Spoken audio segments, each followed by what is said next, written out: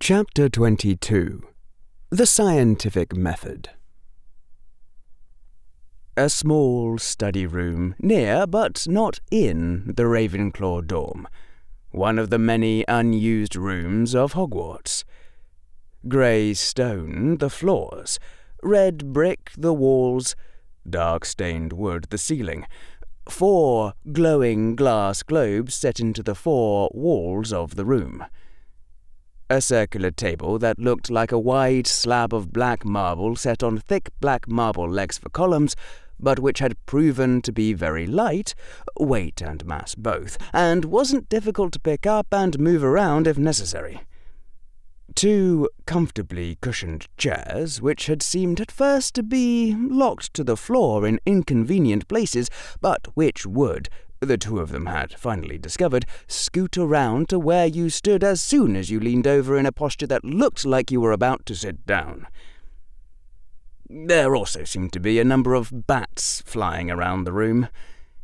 That was where future historians would one day record, if the whole project ever actually amounted to anything, the scientific study of magic had begun, with 2 young first-year Hogwarts students.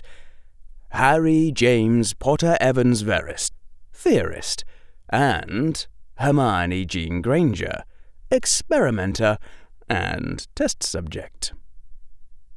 Harry was doing better in classes now, at least the classes he considered interesting.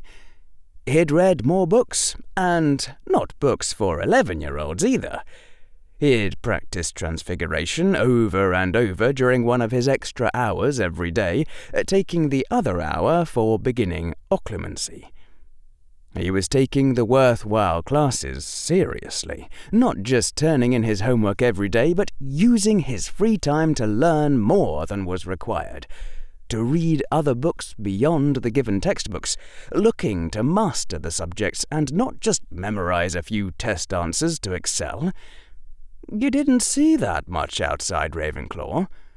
And now, even within Ravenclaw, his only remaining competitors were Padma Patil, whose parents came from a non-English-speaking culture and thus had raised her with an actual work ethic, Anthony Goldstein, out of a certain tiny ethnic group that won 25% of the Nobel Prizes, and, of course, striding far above everyone like a titan strolling through a pack of puppies, Hermione Granger. To run this particular experiment, you needed the test subject to learn 16 new spells, on their own, without help or correction. That meant the test subject was Hermione, period. It should be mentioned at this point that the bats flying around the room were not glowing. Harry was having trouble accepting the implications of this. "Oogly boogly," Hermione said again. Again, at the tip of Hermione's wand there was the abrupt, transitionless appearance of a bat. One moment, empty air. The next moment, bat.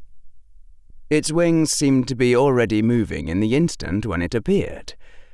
And it still wasn't glowing.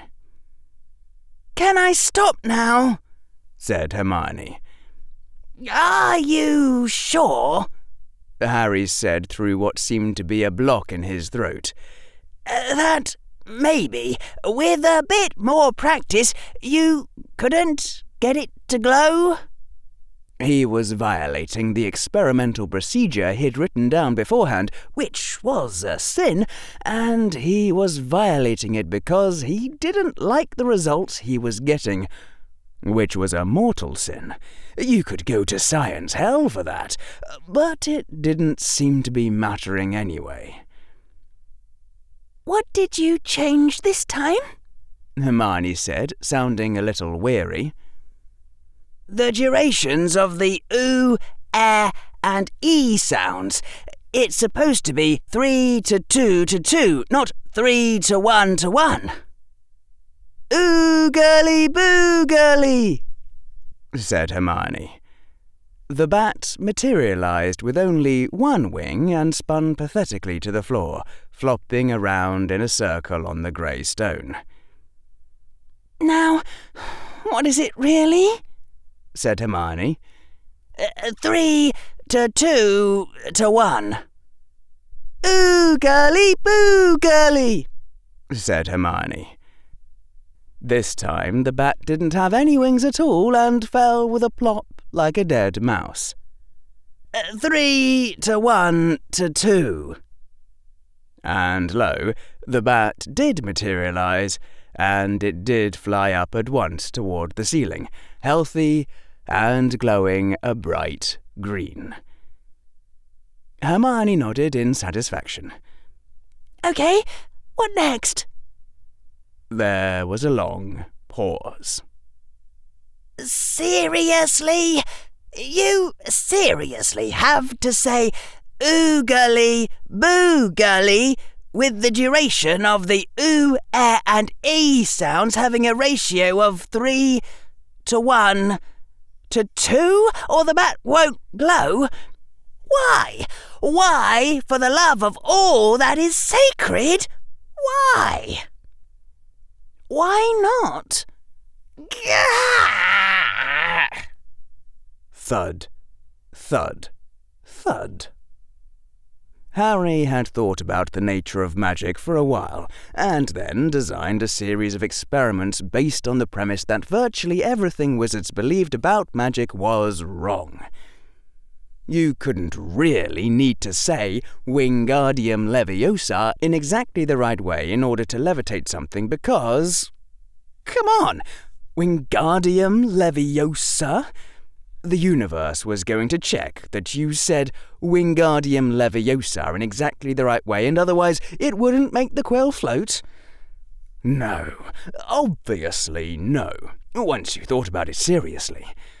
Someone, quite possibly an actual preschool child, but at any rate some English-speaking magic user who thought that Wingardium Leviosa sounded all flyish and floaty, had originally spoken those words while casting the spell for the first time, and then told everyone else it was necessary.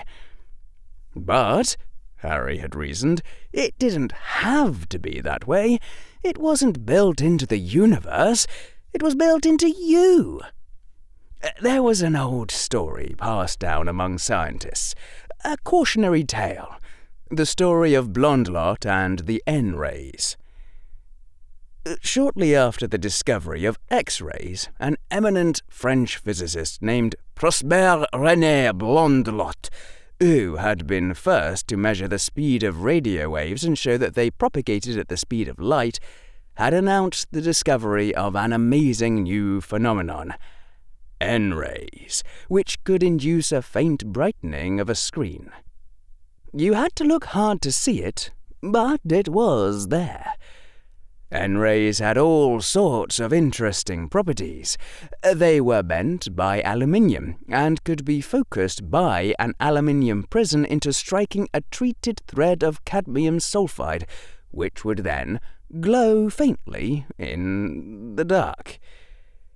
Soon, dozens of other scientists had confirmed Blondlot's results, especially in France.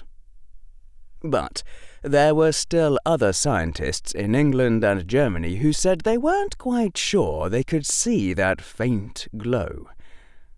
Blondlot had said they were probably setting up the machinery wrong. One day, Blondlot had given a demonstration of N-rays.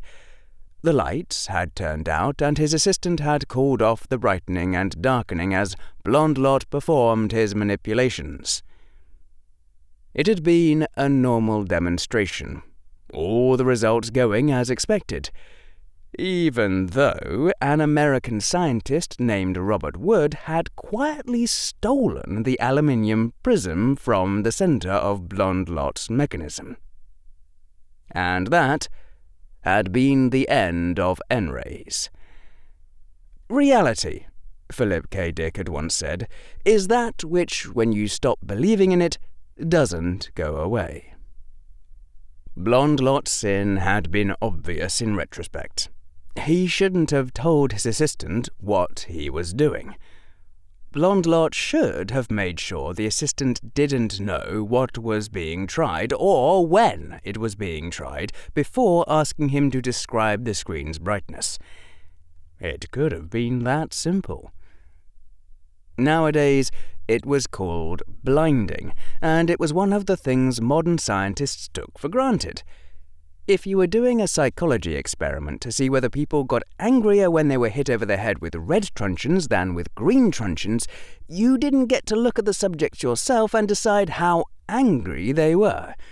You would snap photos of them after they'd been hit with the truncheon and send the photos off to a panel of raters who would rate on a scale of 1 to 10 how angry each person looked, obviously without knowing what colour of truncheon they'd been hit with. Indeed, there was no good reason to tell the raters what the experiment was about at all. You certainly wouldn't tell the experimental subject that you thought they ought to be angrier when hit by red truncheons. You'd just offer them £20, lure them into a test room, hit them with a truncheon, colour randomly assigned of course, and snap the photo. In fact, the truncheon hitting and photo snapping would be done by an assistant who hadn't been told about the hypothesis, so he couldn't look expectant, hit harder, or snap the photo at just the right time. Blondlot had destroyed his reputation with the sort of mistake that would get a failing grade and probably derisive laughter from the TA in a first-year undergraduate course on experimental design in 1991. This had been a bit longer ago, in 1904, and so it had taken months before Robert Wood had formulated the obvious alternative hypothesis and figured out how to test it, and dozens of other scientists had been sucked in. More than 2 centuries after science had gotten started, that late in scientific history, it still hadn't been obvious, which made it entirely plausible that in the tiny wizarding world, where science didn't seem much known at all, no one had ever tried the first, the simplest, the most obvious thing that any modern scientist could think to check.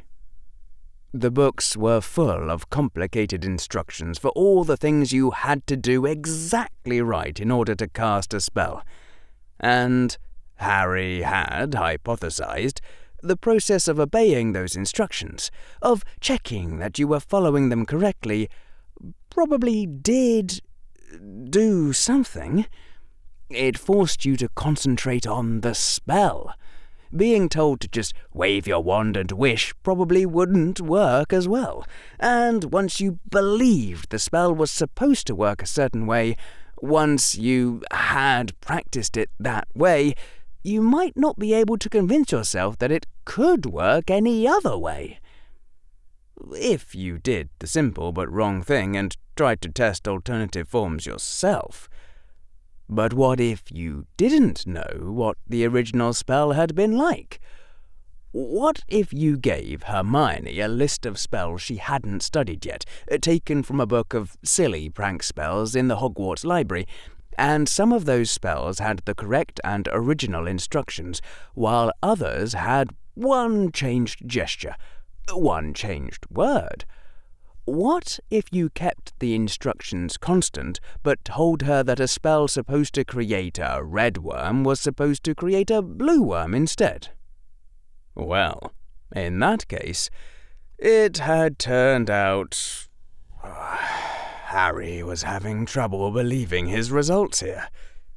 If you told Hermione to say oogly boogly with the vowel durations in the ratio of 3 to 1 to 1 instead of the correct ratio of 3 to 1 to 2, you still got the bat, but it wouldn't glow anymore. Not that belief was irrelevant here, not that only the words and wand movements mattered. If you gave Hermione completely incorrect information about what a spell was supposed to do, it would stop working. If you didn't tell her at all what the spell was supposed to do, it would stop working. If she knew in very vague terms what the spell was supposed to do, or she was only partially wrong, then the spell would work as originally described in the book, not the way she'd been told it should. Harry was, at this moment, literally banging his head against the brick wall. Not hard. He didn't want to damage his precious brains. But if he didn't have some outlet for his frustration, he would spontaneously catch on fire. Thud. Thud. Thud.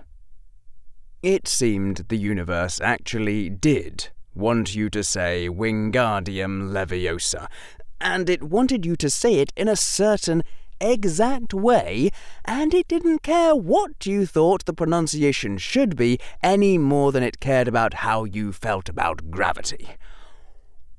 Why? The worst part of it was the smug, amused look on Hermione's face. Hermione had not been okay with sitting around obediently following Harry's instructions without being told why. So, Harry had explained to her what they were testing. Harry had explained why they were testing it. Harry had explained why probably no wizard had tried it before them. Harry had explained that he was actually fairly confident of his prediction, because, Harry had said, there was no way that the universe actually wanted you to say Wingardium Leviosa. Hermione had pointed out that this was not what her book said. Hermione had asked if Harry really thought he was smarter, at 11 years old and just over a month into his Hogwarts education, than all the other wizards in the world who disagreed with him. Harry had said the following exact words. Of course! Now, Harry was staring at the red brick directly in front of him and contemplating how hard he would have to hit his head in order to give himself a concussion that would interfere with long-term memory formation and prevent him from remembering this later. Hermione wasn't laughing, but he could feel her intent to laugh radiating out from behind him like a dreadful pressure on his skin, sort of like knowing you were being stalked by a serial killer, only worse. Say it, Harry said. I wasn't going to, said the kindly voice of Hermione Granger. It didn't seem nice. Just get it over with, said Harry. Okay, so you gave me this whole long lecture about how hard it was to do basic science and how we might need to stay on the problem for 35 years, and then you went and expected us to make the greatest discovery in the history of magic in the first hour we were working together. You didn't just hope, you really expected it. You're silly. Thank you. Now, I've read all the books you gave me, and I still don't know what to call that. Overconfidence? Planning fallacy? Super-duper Lake Waboogon effect? They'll have to name it after you. Harry bias. All right. But it is cute. Such a boy thing to do. Drop dead. Ah, you say the most romantic things. Thud, thud, thud. So, what's next? Said Hermione. Harry rested his head against the bricks. His forehead was starting to hurt where he'd been banging it. Nothing. I have to go back and design different experiments. Over the last month, Harry had carefully worked out, in advance, a course of experimentation for them that would have lasted until December. It would have been a great set of experiments if the very first test had not falsified the basic premise. Harry could not believe he had been this dumb. Let me correct myself, said Harry. I need to design one new experiment. I'll let you know when I've got it, and we'll do it.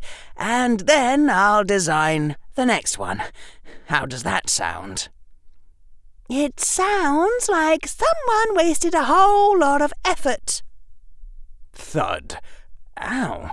He'd done that a bit harder than he'd planned.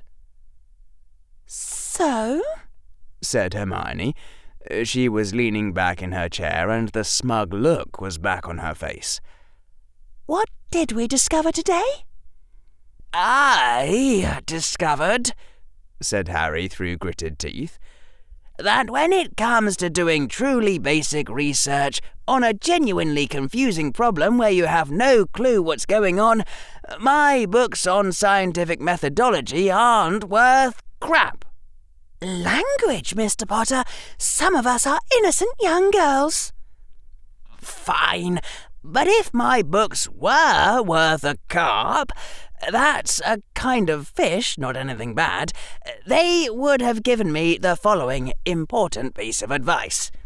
When there's a confusing problem and you're just starting out and you have a falsifiable hypothesis, go test it. Find some simple, easy way of doing a basic check and do it right away. Don't worry about designing an elaborate course of experiments that would make a grant proposal look impressive to a funding agency. Just check as fast as possible whether your ideas are false before you start investing huge amounts of effort into them. How does that sound for a moral? Okay, said Hermione. But I was also hoping for something like, Hermione's books weren't worthless. They're written by wise old wizards who know way more about magic than I do. I should pay attention to what Hermione's books say. Can we have that as a moral too? Harry's jaw seemed to be clenched too tightly to let any words out, so he just nodded. Great, Hermione said. I liked this experiment. We learned a lot from it, and it only took me an hour or so.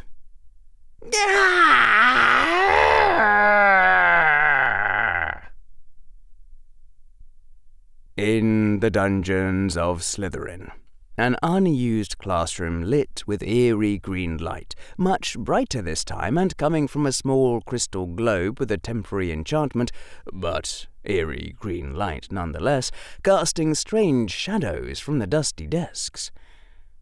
2 boy-sized figures in cowled grey cloaks, no masks, had entered in silence and sat down in 2 chairs opposite the same desk.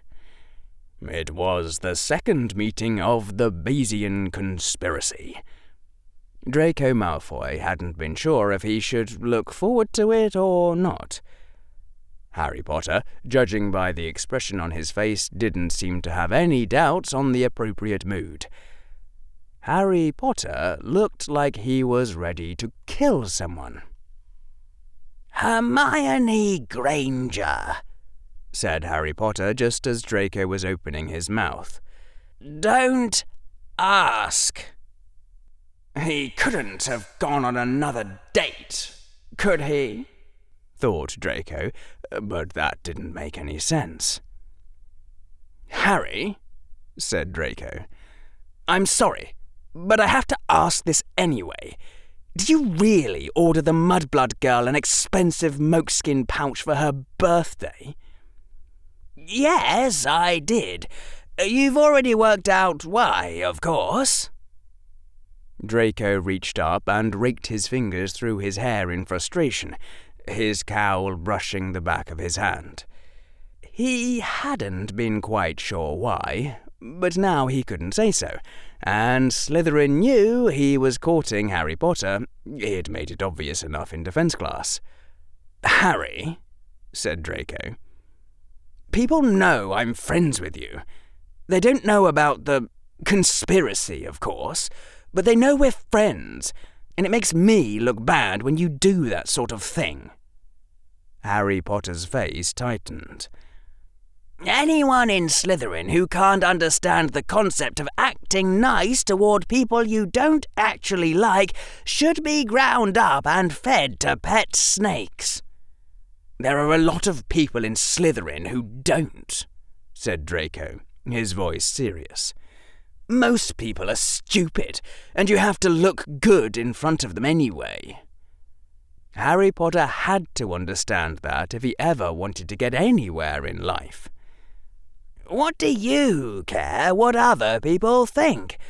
Are you really going to live your life needing to explain everything you do to the dumbest idiots in Slytherin, letting them judge you? I'm sorry, Draco, but I'm not lowering my cunning plots to the level of what the dumbest Slytherins can understand, just because it might make you look bad otherwise. Not even your friendship is worth that. It would take all the fun out of life. Tell me, you haven't ever thought the same thing when someone in Slytherin is being too stupid to breathe, that it's beneath the dignity of a Malfoy to have to pander to them? Draco genuinely hadn't. Ever. Pandering to idiots was like breathing. You did it without thinking about it. Harry, Draco said at last, just doing whatever you want, without worrying about how it looks, isn't smart. The Dark Lord worried about how he looked. He was feared and hated, and he knew exactly what sort of fear and hate he wanted to create. Everyone has to worry about what other people think. The cowled figure shrugged. Perhaps. Remind me sometime to tell you about something called Ashk's conformity experiment. You might find it quite amusing. For now, I'll just note that it's dangerous to worry about what other people think on instinct, because you actually care, not as a matter of cold-blooded calculation. Remember, I was beaten and bullied by older Slytherins for 15 minutes, and afterward I stood up and graciously forgave them. Just like the good and virtuous boy who lived ought to do. But my cold-blooded calculations, Draco, tell me that I have no use for the dumbest idiots in Slytherin, since I don't own a pet snake. So I have no reason to care what they think about how I conduct my duel with Hermione Granger. Draco did not clench his fists in frustration. She's just some mudblood, Draco said, keeping his voice calm rather than shouting. If you don't like her, push her down the stairs. Ravenclaw would know. Have Pansy Parkinson push her down the stairs. You wouldn't even have to manipulate her. Offer her a sickle and she'd do it. I would know. Hermione beat me in a book reading contest. She's getting better grades than me. I have to defeat her with my brain or it doesn't count. She's just a mudblood. Why do you respect her that much? She's a power among Ravenclaws. Why do you care what some powerless idiot in Slytherin thinks? It's called politics, and if you can't play it, you can't have power. Walking on the moon is power. Being a great wizard is power. There are kinds of power that don't require me to spend the rest of my life pandering to morons. Both of them stopped and, in almost perfect unison, began taking deep breaths to calm themselves. Sorry, Harry Potter said after a few moments, wiping sweat from his forehead. Sorry, Draco. You've got a lot of political power, and it makes sense for you to keep it. You should be calculating what Slytherin thinks. It's an important game, and I shouldn't have insulted it. But you can't ask me to lower the level of my game in Ravenclaw, just so that you don't look bad by associating with me. Tell Slytherin you're gritting your teeth while you pretend to be my friend. That was exactly what Draco had told Slytherin, and he still wasn't sure whether it was true. Anyway, Draco said, speaking of your image, I'm afraid I've got some bad news. Rita Skeeter heard some of the stories about you, and she's been asking questions. Harry Potter raised his eyebrows. Oh? She writes for the Daily Prophet, Draco said. He'd tried to keep the worry out of his voice. The Daily Prophet was one of Father's primary tools. He used it like a wizard's wand. That's the newspaper people actually pay attention to? Rita Skeeter writes about celebrities, and as she puts it, uses her quill to puncture their overinflated reputations. If she can't find any rumours about you, she'll just make up her own. I see, said Harry Potter. His green-lit face looked very thoughtful beneath the cowl. Draco hesitated before saying what he had to say next. By now, someone had certainly reported to Father that he was courting Harry Potter, and Father would also know that Draco hadn't written home about it, and Father would understand that Draco didn't think he could actually keep it a secret, which sent a clear message that Draco was practicing his own game now, but still on Father's side, since if Draco had been tempted away, he would have been sending false reports. It followed that Father had probably anticipated what Draco was about to say next. Playing the game with Father for real was a rather unnerving sensation. Even if they were on the same side, it was, on the other hand, exhilarating. But Draco also knew that in the end it would turn out that Father had played the game better. There was no other way it could possibly go. "Harry," Draco finally said, "this isn't a suggestion.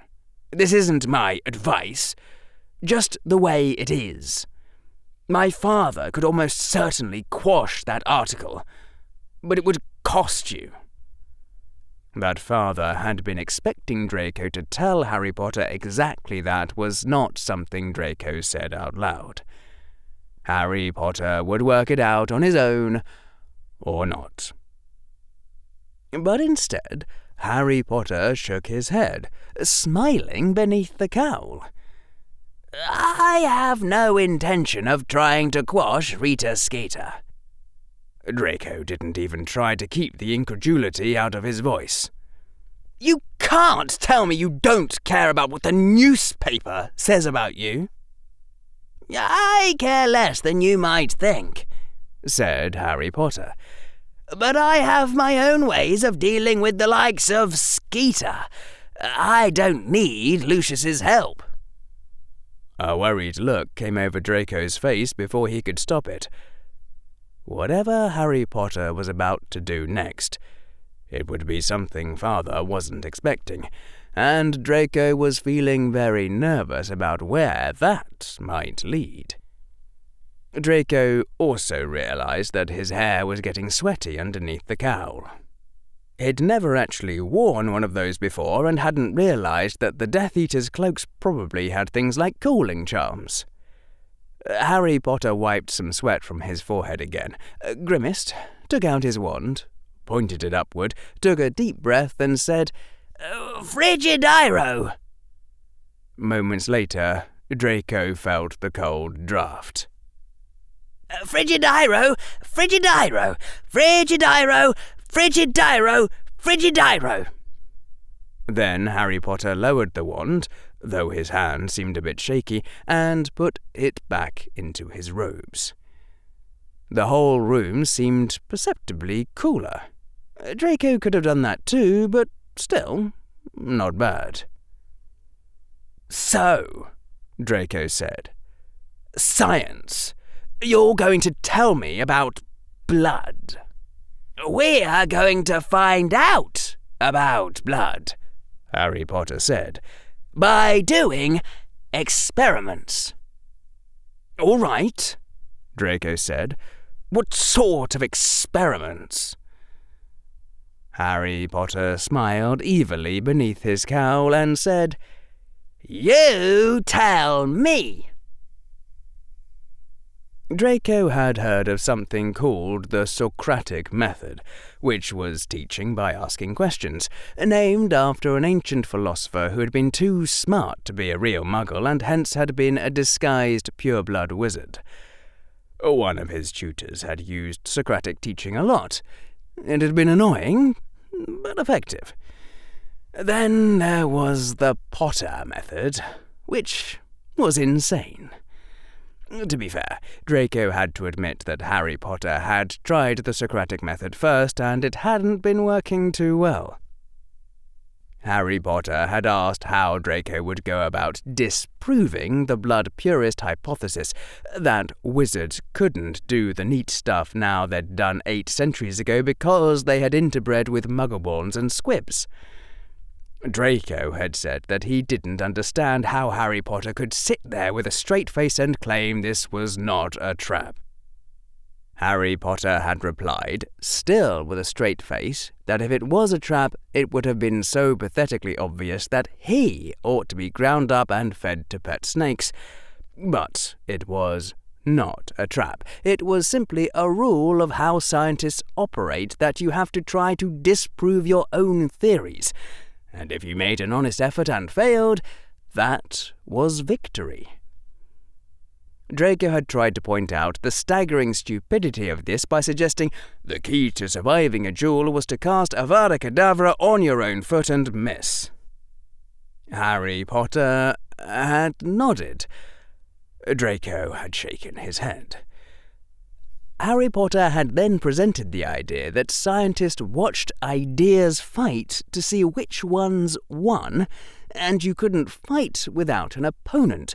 So Draco needed to figure out opponents for the blood purist hypothesis to fight so that blood purism could win, which Draco understood a little better, even though Harry Potter had said it with a rather distasteful look. Like it was clear that if blood purism was the way the world really was, then the sky just had to be blue, and if some other theory was true, the sky just had to be green, and nobody had seen the sky yet, and then you went outside and looked, and the blood purists won, and after this had happened 6 times in a row, people would start noticing the trend. Harry Potter had then proceeded to claim that all the opponents Draco was inventing were too weak, so blood purism wouldn't get credit for defeating them because the battle wouldn't be impressive enough. Draco had understood that too. Wizards have gotten weaker because house elves are stealing our magic hadn't sounded impressive to him either. Though Harry Potter had said that one at least was testable, in that they could try to check if house elves had gotten stronger over time, and even draw a picture representing the increasing strength of house elves, and another picture representing the decreasing strength of wizards, and if the 2 pictures matched, that would point to the house elves. All said in such completely serious tones that Draco had felt an impulse to ask Dobby a few pointed questions under Veritaserum before snapping out of it. And Harry Potter had finally said that Draco couldn't fix the battle. Scientists weren't dumb. It would be obvious if you fixed the battle. It had to be a real fight between 2 different theories that might both really be true, with a test that only the true hypothesis would win.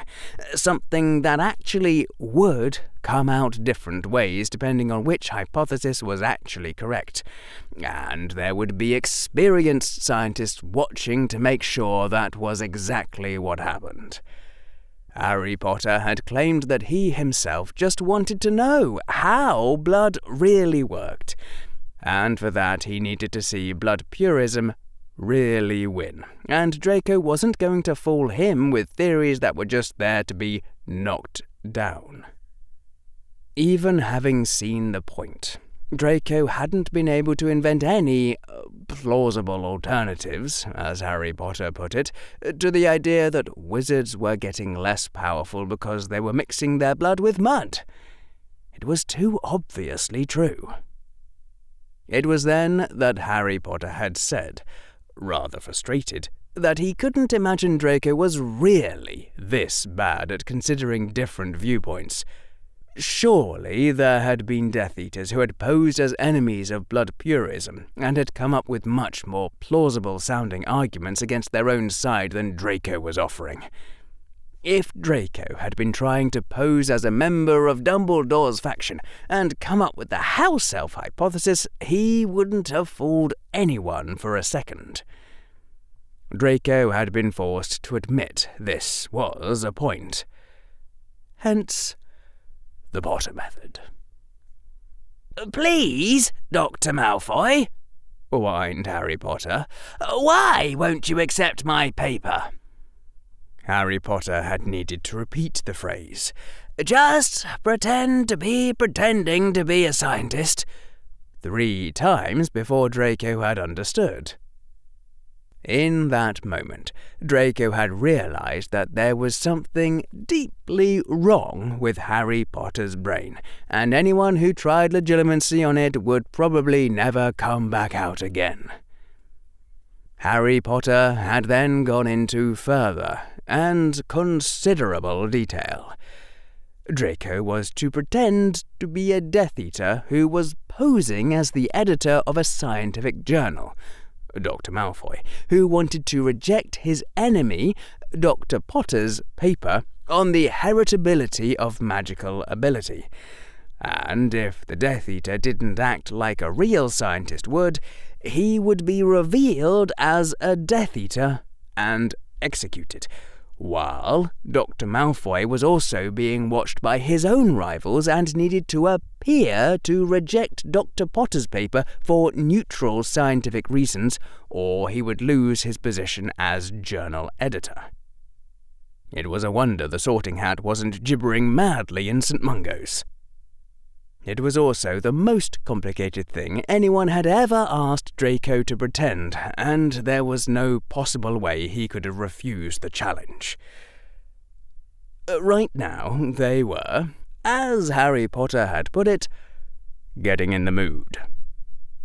"I'm afraid, Dr. Potter, that you wrote this in the wrong colour of ink," Draco said. "Next!" Dr. Potter's face did an excellent job of crumpling in despair, and Draco couldn't help but feel a flash of Dr. Malfoy's glee, even though the Death Eater was only pretending to be Dr. Malfoy. Well, this part was fun. He could have done this all day long. Dr. Potter got up from the chair, slumped over in dismay and trudged off, and turned into Harry Potter, who gave Draco a thumbs up, and then turned back into Dr. Potter again, now approaching with an eager smile. Dr. Potter sat down and presented Dr. Malfoy with a piece of parchment on which was written, "On the heritability of magical ability, Dr. H.J. Potter Evans Veris, Institute for Sufficiently Advanced Science. My observation. Today's wizards can't do things as impressive as what wizards used to do 800 years ago. My conclusion. Wizard kind has become weaker by mixing their blood with muggleborns and squibs." "Dr. Malfoy," said Dr. Potter with a hopeful look, "I was wondering if the Journal of Irreproducible Results could consider for publication my paper entitled On the Heritability of Magical Ability." Draco looked at the parchment, smiling while he considered possible rejections. If he was a professor, he would have refused the essay as too short, so "It's too long, Dr. Potter," said Dr. Malfoy. For a moment there was genuine incredulity on Dr. Potter's face. "Ah," said Dr. Potter. "How about if I get rid of the separate lines for observations and conclusions and just put in a therefore?" "Then it'll be too short." "Next."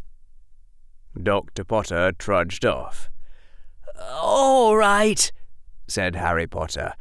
You're getting too good at this. 2 more times to practice, and then 3rd time is for real.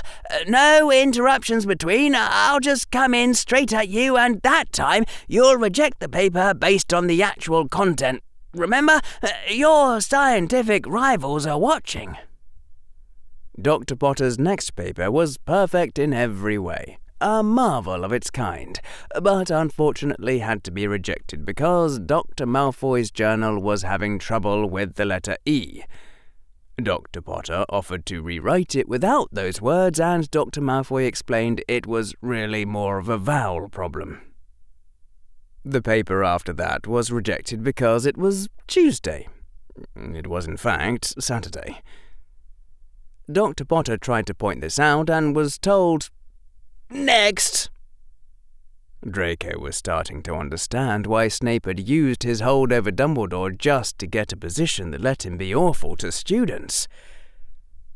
And then Dr. Potter was approaching with a superior smirk on his face. This is my latest paper on the heritability of magical ability, Dr. Potter stated confidently and thrust out the parchment. I have decided to allow your journal to publish it, and have prepared it in perfect accordance with your guidelines so that you may publish it quickly. The Death Eater decided to track down and kill Dr. Potter after his mission was done. Dr. Malfoy kept a polite smile on his face, since his rivals were watching, and said... The pause stretched, with Dr. Potter looking at him impatiently. "Let me look at that, please."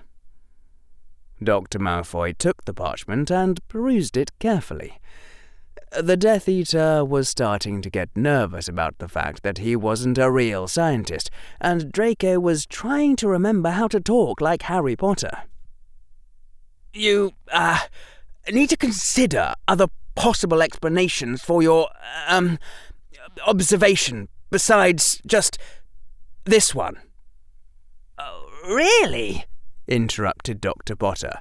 Like what exactly? House elves are stealing our magic?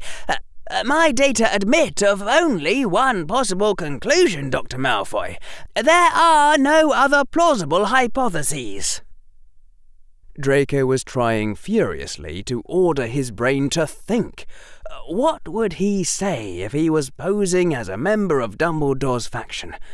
What did they claim was the explanation for Wizard Kind's decline? Draco had never bothered to actually ask that. If you can't think of any other way to explain my data, you'll have to publish my paper, Dr. Malfoy. It was the sneer on Dr. Potter's face that did it. "Oh, yeah?" snapped Dr. Malfoy. "How do you know that magic itself isn't fading away?" Time stopped. Draco and Harry Potter exchanged looks of appalled horror. Then Harry Potter spat something that was probably an extremely bad word if you'd been raised by muggles. "I didn't think of that," said Harry Potter. "And I should have. The magic goes away. Damn, damn, damn." The alarm in Harry Potter's voice was contagious. Without even thinking about it, Draco's hand went into his robes and clutched at his wand. He'd thought the House of Malfoy was safe, so long as you only married into families that could trace their bloodlines back 4 generations.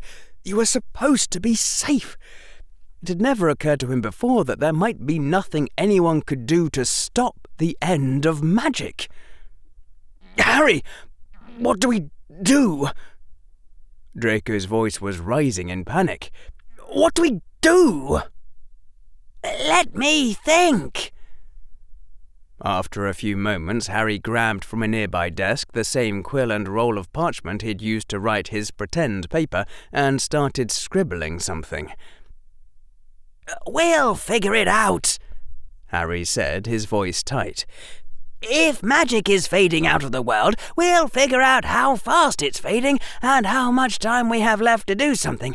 And then we'll figure out why it's fading, and then we'll do something about it. Draco, have wizarding powers been declining at a steady rate, or have there been sudden drops? I don't know. You told me that no one had matched the 4 founders of Hogwarts, so it's been going on for at least 8 centuries then. You can't remember hearing anything about the problems suddenly appearing 5 centuries ago or anything like that? Draco was trying frantically to think. I always heard that nobody was as good as Merlin, and then after that nobody was as good as the founders of Hogwarts. All right, Harry said. He was still scribbling. Because 3 centuries ago is when Muggles started to not believe in magic, which I thought might have something to do with it. And about 1.5 centuries ago was when Muggles began using a kind of technology that stops working around magic, and I was wondering if it might also go the other way around. Draco exploded out of his chair, so angry he could hardly even speak. It's the Muggles! Damn it! Roared Harry. Weren't you even listening to yourself? It's been going on for 8 centuries at least, and the Muggles weren't doing anything interesting then. We have to figure out the real truth. The Muggles might have something to do with this, but if they don't and you go on blaming everything on them, and that stops us from figuring out what's really going on, then one day you're going to wake up in the morning and find out that your wand is just a stick of wood. Draco's breath stopped in his throat. His father often said, "Our wands will break in our hands," in his speeches. But Draco had never really thought before about what that meant. It wasn't going to happen to him after all. And now, suddenly, it seemed very real. Just a stick of wood. Draco could imagine just what it would be like to take out his wand and try to cast a spell and find that nothing was happening. That could happen to everyone. There would be no more wizards, no more magic, ever. Just Muggles who had a few legends about what their ancestors had been able to do. Some of the Muggles would be called Malfoy, and that would be all that was left of the name. For the first time in his life, Draco realized why there were Death Eaters. He'd always taken for granted that becoming a Death Eater was something you did when you grew up. Now Draco understood. He knew why Father and Father's friends had sworn to give their lives to prevent the nightmare from coming to pass. There were things you couldn't just stand by and watch happen. But what if it was going to happen anyway? What if all the sacrifices, all the friends they'd lost to Dumbledore, the family they'd lost, what if it had all been for nothing? Magic can't be fading away, Draco said. His voice was breaking. It wouldn't be fair. Harry stopped scribbling and looked up. His face had an angry expression. Your father never told you that life isn't fair? Father had said that every single time Draco used the word. But, it's too awful to believe that. Draco, let me introduce you to something I call the Litany of Tarsky. It changes every time you use it. On this occasion, it runs like so. If magic is fading out of the world, I want to believe that magic is fading out of the world. If magic is not fading out of the world, I want not to believe that magic is fading out of the world. Let me not become attached to beliefs I may not want. If we're living in a world where magic is fading, that's what we have to believe. We have to know what's coming, so we can stop it, or in the very worst case, be prepared to do what we can in the time we have. Not believing it won't stop it from happening. So, the only question we have to ask is whether magic is actually fading. And if that's the world we live in, then that's what we want to believe. Litany of Gwendolen. What's true is already so. Owning up to it doesn't make it worse. Got that, Draco? I'm going to make you memorize it later. It's something you repeat to yourself any time you start wondering if it's a good idea to believe something that isn't actually true. In fact, I want you to say it right now. What's true is already so. Owning up to it doesn't make it worse. Say it. What's true is already so? Repeated Draco, his voice trembling. Owning up to it doesn't make it worse. If magic is fading, I want to believe that magic is fading. If magic is not fading, I want not to believe that magic is fading. Say it. Draco repeated back the words, the sickness churning in his stomach. Good, Harry said.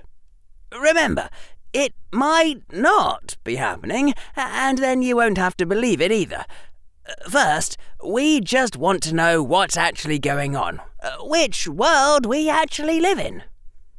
Harry turned back to his work, scribbling some more, and then turned the parchment so Draco could see it. Draco leaned over the desk, and Harry brought the green light closer. Observation. Wizardry isn't as powerful now as it was when Hogwarts was founded. Hypotheses. 1. Magic itself is fading. 2. Wizards are interbreeding with muggles and squibs. 3. Knowledge to cast powerful spells is being lost. 4. Wizards are eating the wrong foods as children, or something else besides blood is making them grow up weaker. 5. Muggle technology is interfering with magic. Since 800 years ago? 6. Stronger wizards are having fewer children. Draco equals only child. Check if 3 powerful wizards, Quirrell, Dumbledore, Dark Lord, had any children. Tests. All right, Harry said. His breathing sounded a little calmer. Now, when you're dealing with a confusing problem and you have no idea what's going on, the smart thing to do is figure out some really simple tests, things you can look at right away. We need fast tests that distinguish between these hypotheses. Observations that would come out a different way for at least one of them compared to all the other ones. Draco stared at the list in shock. He was suddenly realizing that he knew an awful lot of purebloods who were only children. Himself, Vincent, Gregory, practically everyone. The 2 most powerful wizards everyone talked about were Dumbledore and the Dark Lord, and neither had any children, just like Harry had suspected. It's going to be really hard to distinguish between 2 and 6, Harry said. It's in the blood either way. You'd have to try and track the decline of wizardry and compare that to how many kids different wizards were having and measure the abilities of Muggleborns compared to purebloods. Harry's fingers were tapping nervously on the desk. Let's just lump 6 in with 2 and call them the blood hypothesis for now. 4 is unlikely because then everyone would notice a sudden drop when the wizards switched to new foods. It's hard to see what would have changed steadily over 800 years. 5 is unlikely for the same reason. No sudden drop. Muggles weren't doing anything 800 years ago. 4 looks like 2 and 5 looks like 1 anyway, so mainly we should be trying to distinguish between 1, 2 and 3. Harry turned the parchment to himself, drew an ellipse around those 3 numbers, turned it black. Magic is fading, blood is weakening, knowledge is disappearing. What test comes out differently depending on which of those is true? What could we see that would mean any of these was false? I don't know, blurted Draco. Why are you asking me? You're the scientist. Draco, Harry said, a note of pleading desperation in his voice. I only know what Muggle scientists know. You grew up in the wizarding world. I didn't. You know more magic than I do, and you know more about magic than I do. And you thought of this whole idea in the first place, so start thinking like a scientist and solve this. Draco swallowed hard and stared at the paper. Magic is fading. Wizards are interbreeding with muggles. Knowledge is being lost. What does the world look like if magic is fading? Said Harry Potter. You know more about magic. You should be the one guessing, not me. Imagine you're telling a story about it. What happens in the story? Draco imagined it. Charms that used to work stop working. Wizards wake up and find that their wands are sticks of wood. What does the world look like if the wizarding blood gets weaker? People can't do things their ancestors could do. What does the world look like if knowledge is being lost? People don't know how to cast the charms in the first place, said Draco. He stopped, surprised at himself. That's a test, isn't it? Harry nodded decisively. That's one. He wrote it down on the parchment under tests. A. Are there spells we know but can't cast? 1 or 2, or are the lost spells no longer known? 3.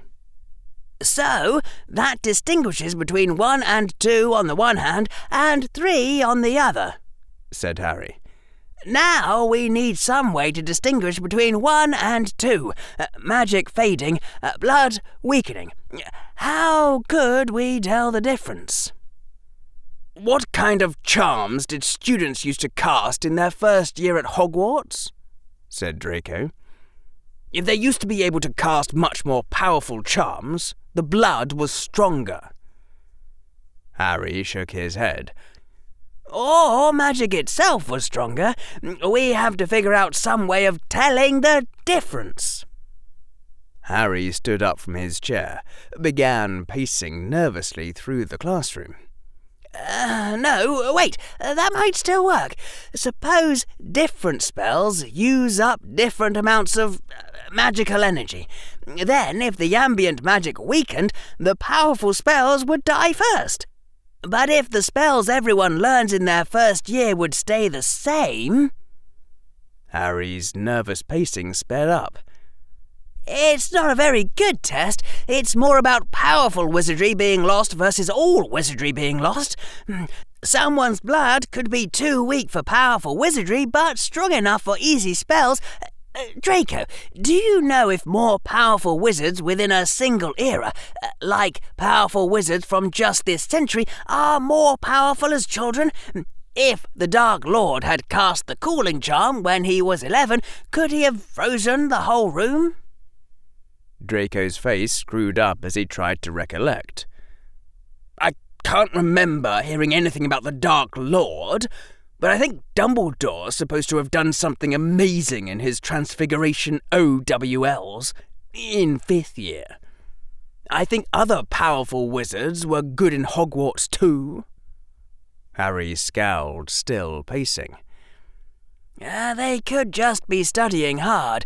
Still, if first-year students learned the same spells and seemed about as powerful then as now, we could call that weak evidence favouring 1 over 2. Wait, hold on. Harry stopped where he stood. I have another test that might distinguish between 1 and 2. It would take a while to explain. It uses some things that scientists know about blood and inheritance, but it's an easy question to ask, and if we combine my test and your test, and they both come out the same way, that's a strong hint at the answer. Harry almost ran back to the desk, took the parchment and wrote. B. Did ancient first-year students cast the same sort of spells with the same power as now? Weak evidence for 1/2, but blood could also be losing powerful wizardry only. C. Additional test that distinguishes 1 and 2 using scientific knowledge of blood. We'll explain later. Okay, said Harry. We can at least try to tell the difference between 1 and 2 and 3. So let's go with this right away. We can figure out more tests after we do the ones we already have.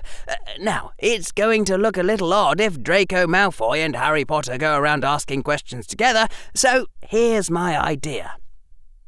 You'll go through Hogwarts and find old portraits and ask them about what spells they learned to cast during their first years.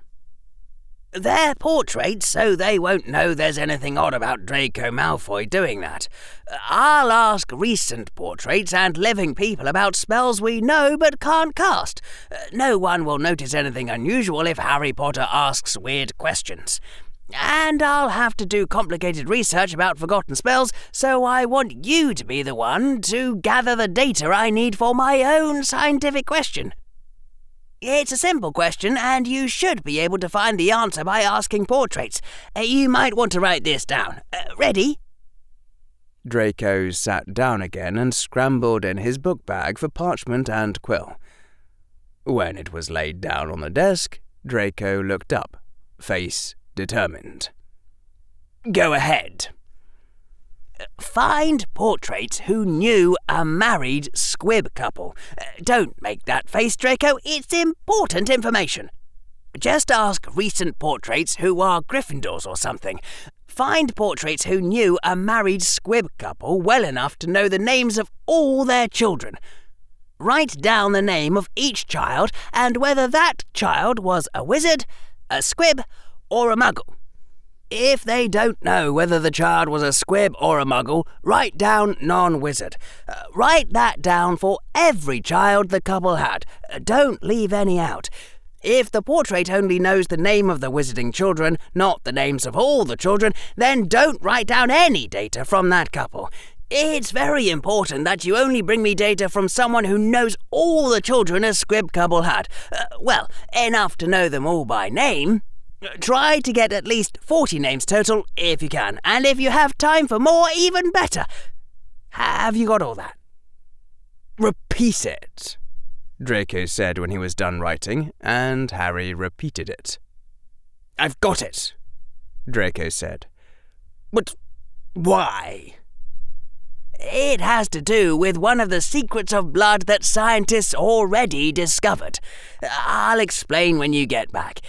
Let's split up and meet back here in an hour. 6:22 p.m. that should be. Are we ready to go? Draco nodded decisively. It was all very rushed, but he'd long since been taught how to rush. Then go! Said Harry Potter, and yanked off his cowled cloak and shoved it into his pouch, which began eating it, and without even waiting for his pouch to finish, spun around and began striding rapidly toward the classroom door, bumping into a desk and almost falling over in his haste. By the time Draco had managed to get his own cloak off and stow it in his book bag, Harry Potter was gone. Draco almost ran out the door.